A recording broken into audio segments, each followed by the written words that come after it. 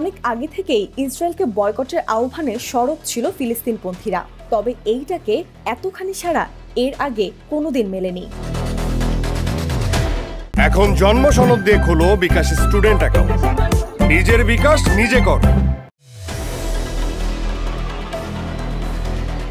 নীতিগতভাবে যতটা পিছিয়ে ইসরায়েল, অর্থনৈতিকভাবে ততটা এগিয়ে রাষ্ট্রটি। তাই এ যাবৎ খানিকটা তোয়াজ পেয়ে অভ্যস্ত দখলদারেরা। এছাড়াও নানা কূটকৌশল এবং নোংরা রাজনীতিতে অনেক দেশকে রেখেছে নিজেদের সমর্থনে। এছাড়াও প্রযুক্তি এবং প্রতিরক্ষা খাতে যুগান্তকারী কিছু অগ্রগতি তাদের করেছে বিশ্বব্যাপী জনপ্রিয়। তাই এতদিন ধরে ইসরায়েলের বিরুদ্ধে কথা বলেছে খুব কম মানুষ। আর বয়কটের ক্ষেত্রে তো মধ্যপ্রাচ্যের গুটি কয়েক দেশ ছাড়া খুব কম রাষ্ট্রে সাড়া পেয়েছে ফিলিস্তিনপন্থীরা। তবে পাল্টেছে পটভূমি। এতদিন যারা ধনী বা বুদ্ধিমান হিসেবে পরিচিত ছিল, বর্তমানে তাদের একমাত্র তকমা দখলদার ও যুদ্ধাপরাধী। গাজায় যুদ্ধের 9 মাসে তাদের মানবতা বিরোধী নানা পদক্ষেপ বিশ্ববাসীর হৃদয় থেকে বদলে নিয়েছে ইসরায়েলের পরিচয়। শুধু 38,000 ফিলিস্তিনিকে হত্যাই নয়, যুদ্ধনীতিকে বৃদ্ধাঙ্গুল দেখিয়ে হাসপাতাল এবং শিক্ষা প্রতিষ্ঠানে হামলা চালিয়েছে হরহামেশাই। গুলি করে হত্যা করেছে চিকিৎসক কিংবা স্বেচ্ছাসেবীদের। মুহুর্মুহু আগ্রাসন চালানো হয়েছে ট্রানের গাড়িতে এবং তাতে ভিড় করা ক্ষুধার্ত মানুষের ওপর। জেনেভা কনভেনশনের বিরুদ্ধে গিয়ে তাদের দীর্ঘ এই হত্যার তালিকায় সিংহভাগ নারী এবং শিশু। আর আগ্রাসনের এই ভয়াবহ রূপ থেকে থমকে গেছে বিশ্ববাসী। ইসরায়েলকে নিয়ে ঘৃণায় বহুবার মুখ কুঁচকেছে বিবেকবানদের।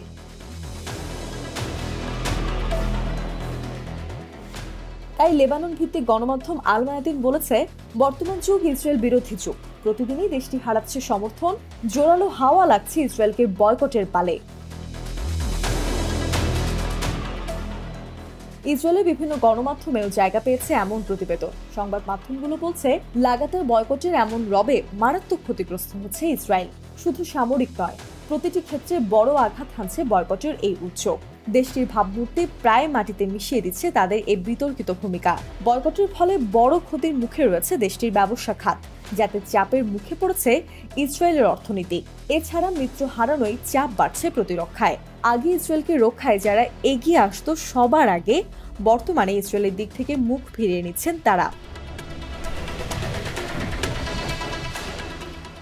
এছাড়া বিশ্বের এই নতুন মেরুকরণে হুমকিতে পড়েছে বৈজ্ঞানিক গবেষণায় আন্তর্জাতিক সহায়তার পরিমাণ। গেল মে মাসে বেলজিয়ামের ঘেন্ট বিশ্ববিদ্যালয়ের এক নীতিশাস্ত্র কমিটি ইসরায়েলি প্রতিষ্ঠানের সাথে সমস্ত গবেষণা সহযোগিতা বন্ধের উদ্যোগ নিয়েছিল। এই পদক্ষেপ গোটা ইউরোপ ব্যাপী ছড়িয়ে পড়ার শঙ্কায় রাতের ঘুম হারাম হয়েছে ইসরায়েলি বিজ্ঞানীদের।